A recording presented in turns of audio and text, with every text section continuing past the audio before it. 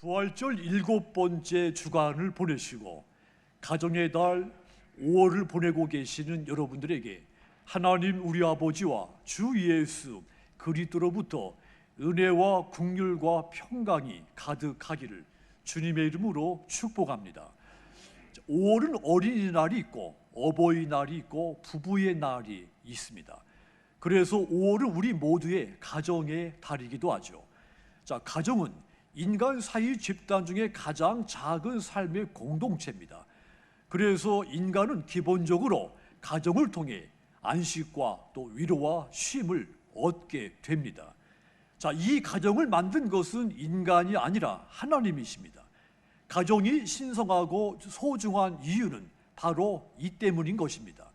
남자와 여자가 부모를 떠나서 서로 연합하여 둘이 한 몸을 이루는 것, 이것이 가정이고 이것이 하나님이 만드신 것입니다.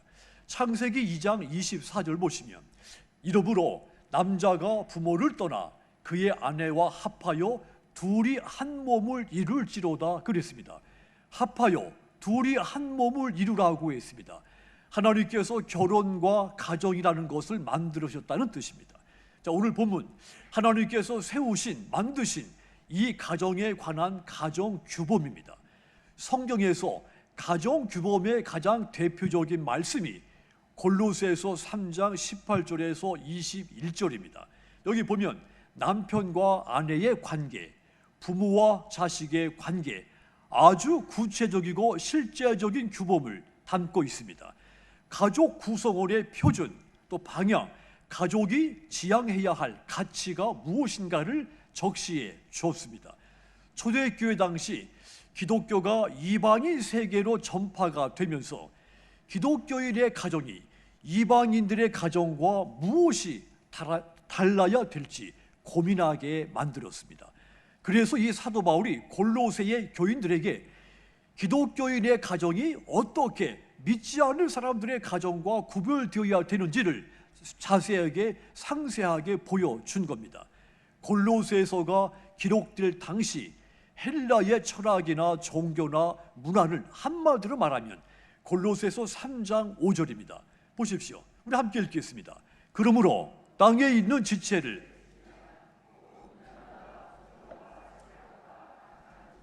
탐심이니 탐심은 우상 숭배니라. 이 말씀을 자세히 보시면 하나님께 속한 것이 한 가지도 없습니다. 그야말로 땅에 속한 어둠의 가치들로만 가득 차 있습니다. 당시 골로새 이 말씀이 기록될 당시 상황을 이야기한 겁니다. 당시 이 골로새 지역 헬라의 철학과 종교 문화의 영향을 아주 강하게 받고 있었습니다. 교묘한 말, 헛된 속임수, 거짓 교사, 음란한 문화, 약육 강식의 경쟁의 문화, 이런 것들이 지배하고 있었던 겁니다. 쾌락을 추구하는 철학의 영향을 받은 사람, 쾌락 만능주의로 흘러갔고, 지식을 추구하는 철학의 영향을 받은 사람, 지식 만능주의로 흘러갔습니다. 심지어 신에게 제사를 드리는 신전에서 매춘이 합법화된 그런 영향을 받은 사람들은 탐닉에, 온갖 탐닉에 빠져 들어갔습니다. 그뿐만이 아닙니다. 이 당시 골로새 지역의 전통 중에 하나, 강한 남성 중심의 문화였습니다. 가정에서 아버지의 권한이 막강했습니다. 힘이 있으면 여자 노예를 둘 수가 있었습니다. 자녀도 똑똑하지 않으면 그냥 밖에 버릴 수도 있었습니다. 똑똑한 노예를 양자로 자식으로 또 받을 수도 있었습니다. 문화가 이러했기 때문에 깨어진 망가진 가정들이 많이 탄생하게 된 겁니다.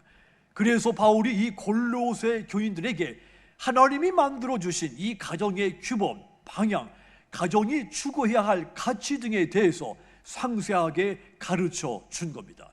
그렇다면 여러분, 하나님이 만드신 기독교인의 가정, 저와 여러분의 가정이 이 시대에서 어떤 가정이 되어야 하겠습니까? 가장 먼저 부부가 서로 존중하는 가정이 되어야 합니다. 가정이 화목하려면 가장 먼저 망가진 부부관계가 회복이 되어야 됩니다. 남편과 아내 서로 존중하며 각자의 역할, 각자의 의무를 자발적으로 수행해야 됩니다. 바울은 아내는 하나님께서 가정의 머리로 세운 남편에게 복종하고 남편은 아내를 괴롭게 하지 말고 사랑하라고 권고를 했습니다. 그렇다면 가장 먼저 남편이 아내를 존중하려면 어떻게 해야 됩니까? 19절 보면 바울이 남편들에게 말했습니다. 남편들아, 19절 띄우십시오. 남편들아, 아내를 사랑하며 괴롭게 하지 말라 그랬습니다.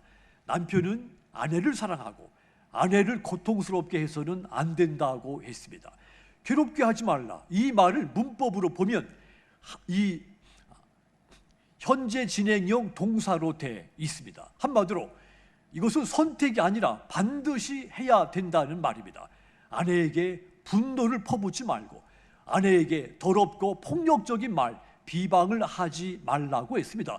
이렇게 하는 것이 아내를 존중하는 것이라는 말입니다. 부부관계에서 남편에게 주어진 분명한 역할이 제시되어 있습니다. 그것을 사랑이라고 말했습니다.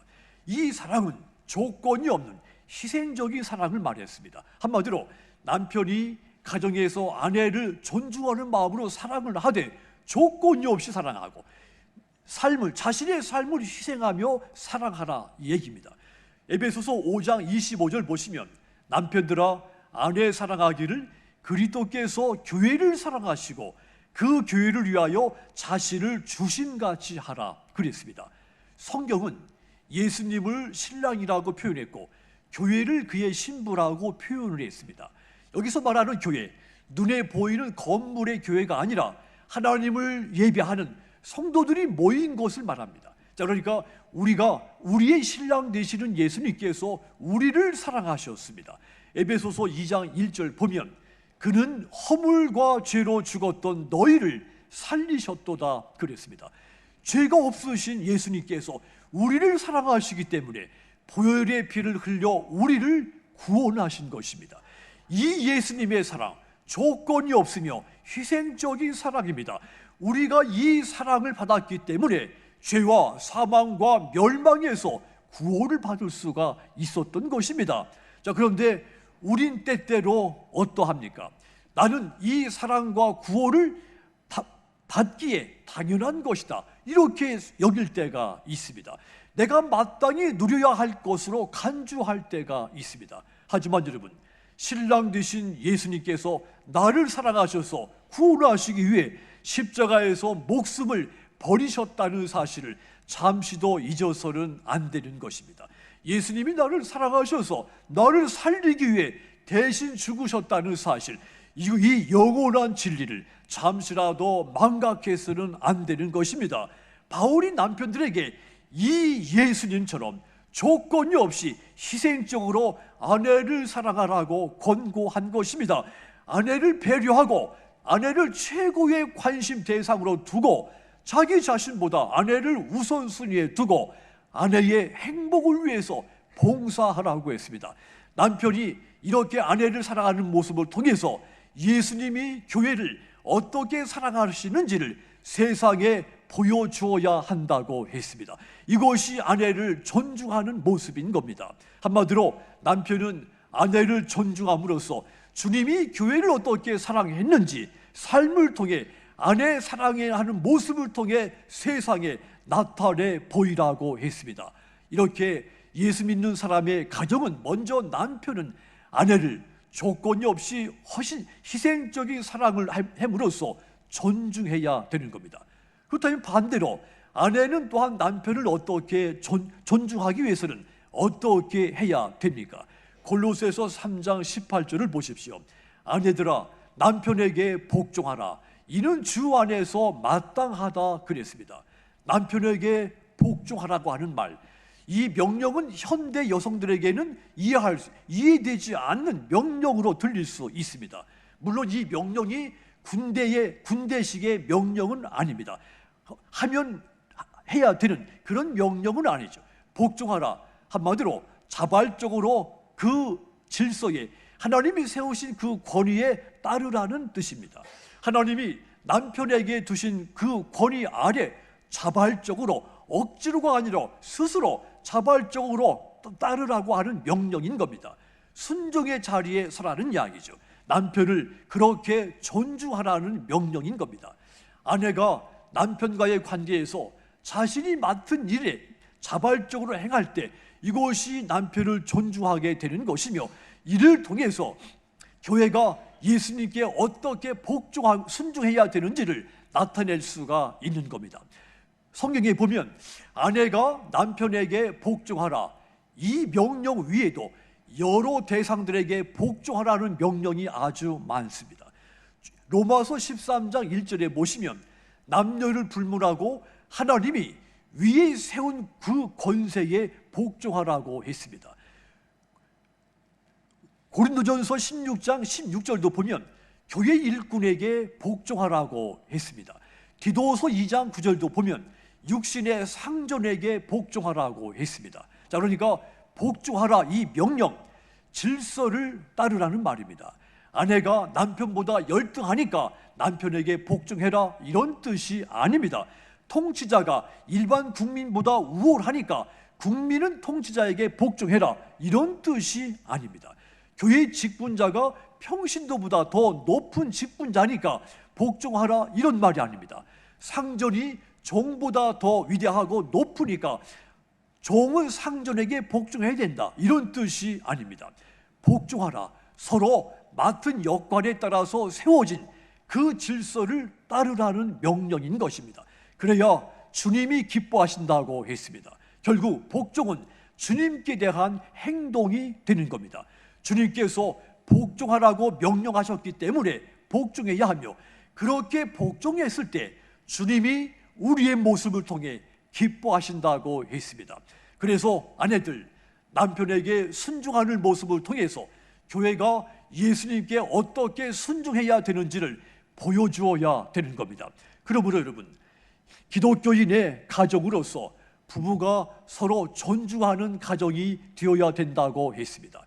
남편은 아내를 괴롭게 하지 말고 무조건적이고 희생적인 사랑으로서 아내를 존중하고, 아내는 남편의 역할을 인정하고 자발적으로 그 권위에 복종해서 남편을 존중하라고 했습니다. 5월 가정의 달을 맞이해서 부부가 서로 이렇게 존중하는 여러분들의 가정을 통해서 예수님이 교회를 어떻게 사랑하시는지, 교회가 예수님께 어떻게 복종해야 되는지를 온 세상에 나타내시는 여러분들의 귀한 가정들이 다 되시기를 주님의 이름으로 축복합니다. 또한 기독교인의 가정은 어떻게 달라야 됩니까? 자녀가 부모에게 순종하는 가정이 되어야 됩니다. 자, 그런데 지금 이 시대 부모에 대한 순종과 존경하는 마음이 옅어진 시대입니다. 디모데후서 3장 2절 보면 말세가 되면 부모를 거역하는 일이 있을 것이라고 했습니다. 말세가 가까울수록 물질을 더 추구하고 부모의 권위를 무시하고 도덕이 추락하게 된다고 했습니다. 자, 이렇게 말세의 징조처럼 부모의 권위가 무시당하고 부모에 대한 효심이 식어가고 있는 것이 지금 현실인 겁니다. 하지만 여러분, 예수님을 믿는 믿음의 자녀들, 부모의 권위를 인정해야 됩니다. 부모님의 삶을 존경해야 됩니다. 이것이 하나님이 정하신 법칙입니다. 그렇다면 여러분, 부모를 존경하는 것이 구체적으로 어떻게 나타나야 됩니까? 첫 번째, 부모를 존경하는 첫 번째 단계, 부모의 훈계를 잘 듣고 부모님의 삶을 무시하지 않는 겁니다. 부모님에게 용돈을 드리고 또 여행을 시켜 드리는 것, 이거 아주 매우 중요한 일입니다. 하지만 이것보다 먼저 부모님의 훈계를 잘 듣는 일, 부모님의 인생 자체를 존중해 주는 일, 이것이 먼저입니다. 오늘 구약의 말씀 잠언 23장 22절 보십시오. 너를 낳은 아비에게 청종하고 네 늙은 어미를 경히 여기지 말지라 그랬습니다. 부모님의 훈계를 잘 들을 뿐 아니라 부모님의 삶을, 부모님의 인생을 경솔하게 여기지 말라고 했습니다. 그와 같이 하는 것이 부모님을 존경하는 첫 번째 단계인 겁니다. 이 땅의 모든 부모들, 자녀들에게 항상 좋은 것을 주려고 애를 쓰며 일평생을 살아갔습니다. 아무리 악한 부모라도 자기 자녀에게는 최선의 것을 주고 싶어하며 자기 자녀가 모든 일에 잘 되기를 바랍니다. 물론 부모도 인간이기 때문에 실수할 수 있습니다. 자녀들 앞에 잘못할 수도 있습니다. 완벽한 부모는 존재하지 않습니다.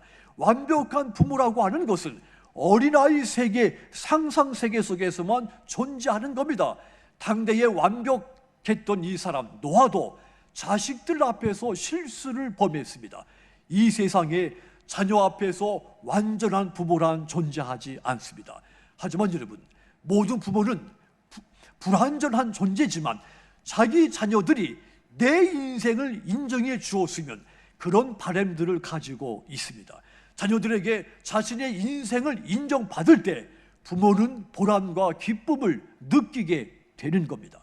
그러므로 자녀 되신 여러분, 부모님이 살아온 인생을 인정하시고 부모님의 훈계를 잘 들어서 부모님을 기쁘게 하시기를 주님의 이름으로 부탁을 드립니다. 부모를 존경하는 두 번째 단계도 있습니다. 부모님에게 순종하는 것입니다. 이해되지 않지만, 받아들일 수 없는 것이지만 순종하는 것, 그것이 부모님을 존경하는 두 번째 단계인 겁니다. 골로새서 3장 20절 보시면, 자녀들아 모든 일에 부모에게 순종하라. 이는 주 안에서 기쁘게 하는 것이다. 그랬습니다. 자녀들이 모든 일에 부모께 순종하라. 자, 이렇게 하는 것이 주님을 기쁘시게 하는 것이라고 했습니다. 순종이라고 하는 말, 이 단어도 문법적으로 보면 현재 명령형 동사입니다. 이것도 부모를 순종하는 것도 선택이 아니라 필수라는 뜻입니다. 더구나 모든 일에 순종하라고 했습니다. 특정된 일에 순종하라 이렇게 말하지 않고 모든 일에 순종을 해라. 왜 그랬을까요?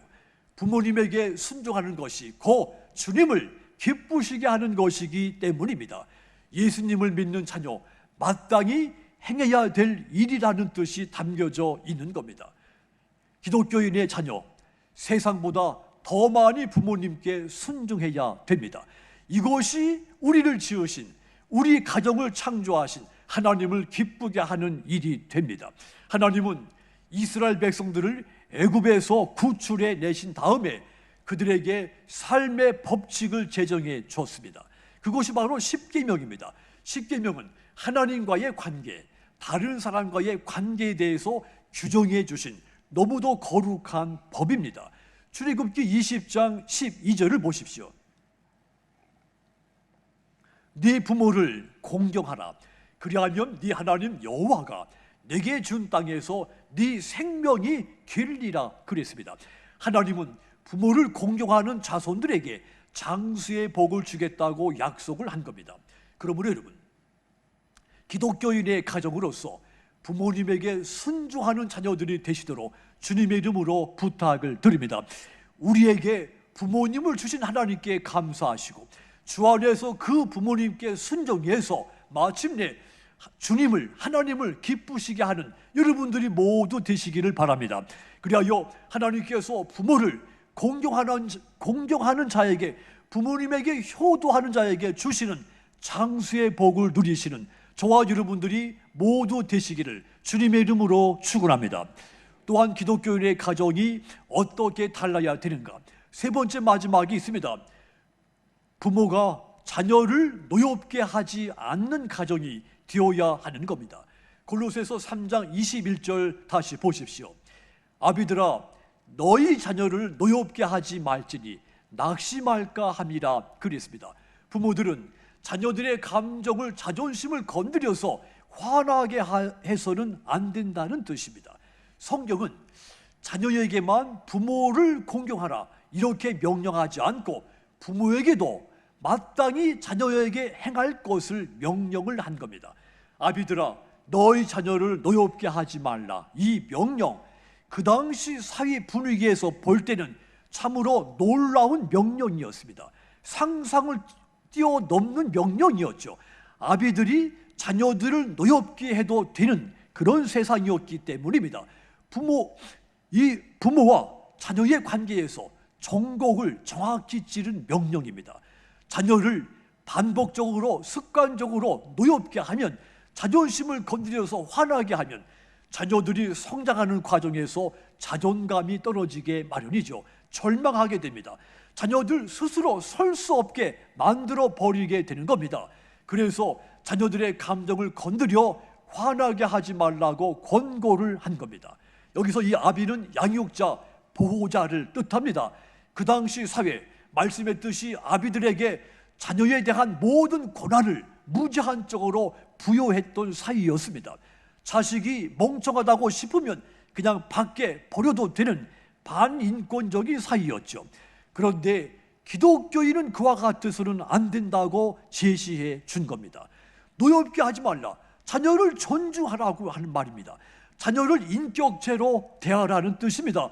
자녀를 내 욕망의 투사처럼 키우지 말고 하나님의 독립된 자녀로 아이를 양육하라는 명령인 것입니다. 자녀를 인격적으로 존중하며 자녀 스스로 길을 찾아가도록, 좋은 인생의 길을 가도록 그렇게 인도하라는 명령인 것입니다. 부모는 자녀에게 마땅히 옳은 것을 가르쳐야 됩니다. 옳은 것을 가르치되 훈육 과정에서 부모와 자녀에게 분노를 쏟아내서는 안 된다고 하는 이야기인 것입니다. 그러므로 여러분, 에베소서 6장 4절 말씀같이 주의 교훈과 훈계로 양육하시도록 주님의 이름으로 부탁을 드립니다. 자녀를 성경적인 가치관으로 양육하시기를 바랍니다. 결국 자녀를 나를 위해서 키우는 것이 아니라 주님을 위해서 키우는 저와 여러분들이 되시도록 주님의 이름으로 부탁을 드리겠습니다.